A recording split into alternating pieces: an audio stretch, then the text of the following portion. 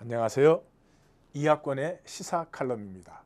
소박한 크리스찬의 관점에서 보는 우리의 삶과 역사의 나누기입니다. 2015년 올해 8월 14일 아베 담화가 있었습니다. 세계는 물론이고 우리 한국 전체를 들끓게 한 그러한 전후 70년 담화가 아베에 의해서 선포되었습니다. 보는 관점에 따라서 이해가 달라지겠지만은 제가 생각할 때는 낙제점 미만의 담화였다 그렇게 생각됩니다. 뭐 내용은 어떻게 보면 훌륭한 면도 있습니다. 전쟁으로 수많은 사람들에게 고통과 피해를 준 것을 인정하고 그 다음에 다시는 그런 일이 없을 것이다. 그리고 거기에 대한 반성과 사죄를 표명해온 역대 정부의 입장을 굳게 지키겠다. 또 이제 전후 세대, 그러니까 80%가 넘는데 그 세대에게 다시 사과를 요구하지 않았으면 좋겠다. 그리고 과거의 잘못과 그 반성을 토대로 세계 평화에 이바지하겠다. 그런 당연한 인사로 그렇게 마감을 했습니다. 제가 볼 때는 내용의 좋고 나쁘고를 떠나서 담화문 자체가 네 가지의 중요한 실수를 했다. 저는 그렇게 봅니다. 첫째는 전쟁에 대한 반성과 사과는 있었지만 식민지 지배에 대한 반성과 사과는 없었을 뿐만 아니라 오히려 식민지의 발전을 도왔다고 하는 것 같은 뉘앙스를 많이 풍겼습니다. 실제로 아사히 신문이 14일에 발표한 것에 의하면 아베 담화와 더불어서 일본 외무성 그 홈페이지에서 그 식민지 지배에 관한 모든 관련 기사를 다 제거해 버렸습니다. 그리고 그 위안부 문제도 정직하게 정확하게 사과하지 않고 전쟁 동안에 상처 입은 여성들이 있었다. 이렇게 표현을 해서 오히려 당사자들에게는 가슴에 불지르는 이러한 모습은 참 한 나라를 대표하는 사람답지 못한 모습이었다. 두 번째, 왜곡이 침략 전쟁을 일본이 세계 경제 공황으로 말미암아서 그 타개책으로 말미암아 그 힘으로 해결하려고 하는 그런 시도의 결과였다. 다시 말해서 침략 전쟁이 자기들의 잘못이 아니라 세계 경제 공황이 실제적인 원인이라고 이렇게 돌려서 얘기한 것은 담화문을 발표하려는 목적 자체가 무엇인가 하는 그 의문을 낳게 합니다. 그리고 말씀드린 바와 같이 식민 지배에 대한 사과는 없으면서 이렇게 표현을 했습니다. 모든 민족에게 그 자결 권리가 존중되는 세계가 와야 됩니다. 그랬어요. 그건 자기가 할 말이 아니죠. 우리가 할 말이죠. 모든 민족의 자결 권리가, 자기들은 그걸 짓밟은 사람인데 그것을 자기 쪽에서 말한다는 것은 이 아베의 심리 상태가 상당히 좀 비정상적이 아닌가 그런 생각도 해봅니다. 마지막으로 전후 세대에 사과를 요구하지 않았으면 좋겠다. 그것도 우리에게 할 말이 아니고 자기가 이번에 정확하고 분명하게 사과하고 사죄를 구하면 우리가 누가 계속해서 그것을 요구하겠습니까? 한 번도 일본이 독일처럼 명쾌하게 자기들의 책임을 인정하고 사죄를 구한 적이 없기 때문에 지금 이렇게 반복이 되는 것인데, 자기가 그것을 하지 않고 우리에게 전후 세대에 사과 요구를 하지 않았으면 좋겠다라고 하는 말은 이 담화를 발표하는 아베라고 하는 사람의 근본적인 멘탈리티가 좀 왜곡되어 있지 않는가 하는 생각마저 같습니다. 두말할 것도 없이 미국 안보회의는 아주 환영의 그 기사를 발표했죠. 그리고 모든 국가의 모범이다, 심지어 그렇게 했습니다. 다시 말해서 중국을 견제해야 되는 미국의 입장에서는 일본을 확실하게 자기 편으로 끌어들이는 것이 필요하죠.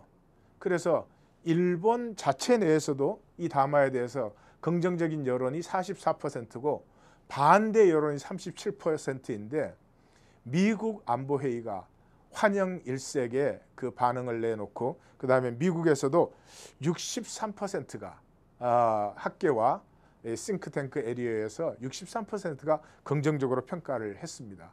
이런 모습에서 우리 한국 외교가 지금 이 헤매이고 있지 않나 하는 그런 우려도 같습니다. 외교는 내 편, 너 편이 아닙니다.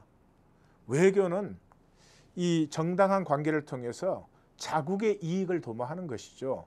그리고 지금 중국의 전성 그 기념식에 대통령이 참석하느냐 안 하느냐 가지고 미국이 혹시라도 우리 참석하면은 어떻게 보지 않을까 하고 논의를 한다고 떠드는데 정말 우습기 짝이 없는 일입니다. 중국과의 관계에서 우리가 필요하면 우리가 가면 되는 거죠. 우리 이익을 위해서. 미국과도 무슨 편이 아니고 미국이 우리에게 이익이 되어주지 않는다면 우리 쪽에서만 미국의 이익을 제공해야 될 이유도 없는 거죠. 또 우리가 스스로 알아서 우리의 이익을 그렇게 챙기면 미국도 우리에게 일방적으로 손해보라는 소리를 못하기 때문에 건전한 외교가 이루어질 텐데 이 21세기에 네 편, 내 편이 어디 있어서 어느 쪽 눈치를 보느라고 우리 한 국가의 존엄성을 가진 한 국가가 다른 나라의 눈치를 보느라고 이래야 되느냐 저래야 되느냐 하는 논의가 나온다는 것은 안타까운 일입니다. 이번에 이 미국 정부의 발표를 통해서 더 이상 우리가 편들기의 외교가 아니라 솔직하게 얘기해서 정직한 이익을 지켜내는 그런 외교를 해야 되겠다 하는 생각도 듭니다. 8월 16일 전쟁 가능한 나라로 법안을 변경시키죠. 제가 볼 때는 통과될 것으로 생각이 됩니다. 자, 이런 입장, 이런 담화를 발표하고 있는 이런 시간에 우리는 정말 어떻게 해야 되나, 그것이 이제 중요한 얘기가 되겠죠. 그래서 저는 그렇게 생각을 합니다. 피해자는 자신의 운명을 결코 스스로 새롭게 할 수 없습니다. 내가 피해자라는 의식을 갖고 있는 한 나 스스로 내 운명을 새롭게 할 수가 없는 것입니다. 성경에 38년 된 병자와 같은 것이죠. 예수님이 무엇을 원하느냐 그랬을 때 낫기를 원하느냐, Do you want to be healed? 그렇게 했을 때 낫기를 원합니다. 그러면 되는데 그렇게 말 안 했죠. 탓을 했습니다. 물이 동하는데도 도와주는 사람도 없고 돌봐주는 사람도 없고 탓을 했습니다. 탓은 하면 쉽죠. 나의 잘못된 것, 내 부족한 것, 내 연약한 건 다 다른 사람 때문이니까. 그렇지만 그것은 나 스스로 일어나 걷게 하는 힘은 결코 되지 못합니다. 이제 일본과 우리의 관계에서 일본을 탓하기보다는 우리 스스로 일어나 걷는 그런 시간이 돼야 되겠다. 다시 말해서 일본이 뭐라고 했느냐에 따라서 온 나라가 흔들리는 그런 react, 그런 반사적인 이 국가 경영이나 반사적인 국민 성향은 이제 넘어서야 되겠다. 일본이 뭐라고 말하든지 우리는 우리의 길을 간다. 그런 자리로 이제 우리 대한민국도 들어가야 될 시간이 아닌가 그렇게 생각합니다. 알라바마의 회장인 마우인이 그 스타트업 컴퍼니, 중국의 스타트업 컴퍼니의 대표들을 모아 가지고 그 세미나를 하는 중에 그런 말을 했죠. 자기의 실패를 반성하는 사람은 제기하지만 자기의 실패를 탓하는 사람은 반드시 다시 실패한다. 그렇습니다. 우리가 일본에게 강점당한 것은, 우리가 일본에게 병탄된 것은 분명히 우리 역사의 아픈 실패입니다. 그러나 그것을 일본 탓하고 있는 동안에 우리는 그것을 넘어서지 못할 것입니다. 이제는 우리 스스로를 성찰하고 이제 그것을 넘어서서 일본이 뭐라고 하든 그건 일본 수준에 달린 것이죠. 그리고 우리의 길을 가야 되겠다. 사실 조선의 멸망은, 식민지화된 것은 내적 원인이 더 심각하죠. 조선 말기의 부정부패는 말로 할 수 없는 부정부패였습니다. 개국 초기에 20%가 안 되던 양반이 몰락할 때는 70%가 넘었습니다. 그러면 도대체 누가 생산을 하는 것이며 그 많은 양반이 어떻게 만들어졌습니까? 돈 받고 다 해준 것입니다. 매간 매직은 뭐 당연한 것이었습니다. 예, 뭐 작은 고을의 수령자리 하나도 돈 없이는 수령으로 갈 수 없는 임진왜란이 일어났을 때 유성룡 같은 우리의 선조들은 국가를 개조해야 된다. 나라를 다시 만들 때라고 말했지만 그 후에 300년간 나라를 새롭게 할 생각은 하지 아니하고 이념적이고 소모적인 당쟁만 해온 것은 부인할 수 없는 사실입니다. 백성들의 살림은 피폐해졌고 백성들 자체가 힘이 없어졌습니다. 그런 나라에 고종은 대한제국을 선포한 후에 덕수궁 안에 6개의 건물을 신축했습니다. 백성들은 굶어 죽고 정말 등뼈가 휘어가고 있는데 대한제국으로 선포하고 그 위엄을 지키기 위해서 6개의 건물을 신축했습니다. 이런 나라가 어떻게 쓸 수가 있겠습니까?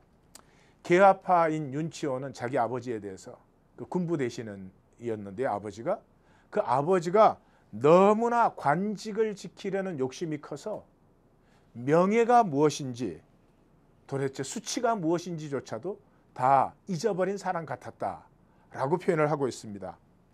만국의 날 우리의 주권이 무너진 8월 29일에 우리 순종 임금은 훈장 수여하고 있었습니다. 자, 일본은 이제 일본의 수준대로 버려두십시다. I am sorry. It was my mistake. My fault. Please forgive me. 제가 잘못했습니다. 용서해 주십시오.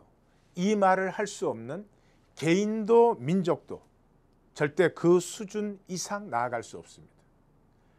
잘못했을 때 잘못했습니다. 용서해 주십시오 하는 이 한마디를 할 수 있는 사람이 삶의 주역이 되고 그 말을 할 수 있는 민족이 역사의 주역이 되는 것입니다. 이제는 일본이 하는 한마디에 온 나라가 들썩거리는, 일본이 독도가 우리 땅 그러면 그냥 온 민족이 들썩거리는, 아니 뭐 독도가 자기네 땅이라 그러든 우리 땅이라 그러든 뭔 상관이 있습니까? 우리가 살고 있고 우리 영해 안에 있고 바로 옆 울릉도에서는 우리 주민들이 살고 있는데 그거 가지고 우리 전체가 흥분하고 들끓어야 우리의 역사 발전을 위해서는 도움이 되지 않습니다. 가만 놔뒀다가 정 그러면 점잖게 한마디 정도 하는 수준의 격차를 이제는 보여주어야 될 때가 되었다 생각합니다. 일어나서 우리의 길로 걸어야 됩니다. 불행하게도 나라는 옮길 수가 없습니다. 일본과 한국의 지정학적 관계는 바꿀 수가 없습니다. 그러면 둘 중에 하나입니다. 계속해서 적으로 살든지 아니면 과거의 아픔을 넘어서 유대 관계로 나아가든지. 적으로 삼아서 아무것도 도움이 되지 않습니다. 정신적으로도 도움이 되지 않습니다. 정치적으로 경제적으로도 도움이 되지 않습니다. 사회 문화적으로도 도움이 되지 않습니다. 이 세상에 있는 민족들 가운데 아픔이 없는 민족이 어디 있습니까? 그러나 그것을 넘어서 새로운 역사를 창조하고 새로운 경지를 개척할 수 있는 그런 역량이 우리 한민족에게는 충분히 있고도 남고 역사를 통해서 우리가 그것을 보여주었습니다. 그러므로 이제는 우리가 그 자리에 나아갈 때가 된 것이죠. 반일 감정을 정치적으로 이용하는 그 정치꾼들에게 휩쓸리지 마십시다. 대통령이 지지율이 떨어지면 독도를 방문한다든지 이런 식의 우리 왔다 갔다 하지 마십시다. 더 이상 리액트 하지 마십시다. 일본 수상이 뭐라 그랬다.